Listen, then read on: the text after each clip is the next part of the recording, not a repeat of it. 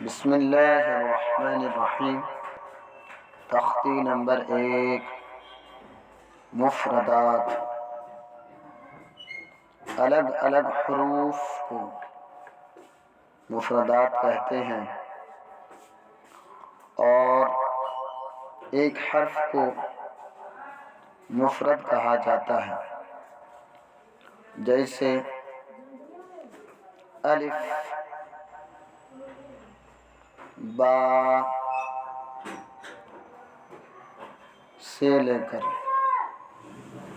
یا تک مفردات حروف ہیں۔ الف شکل میں ایک حرف ہے، مگر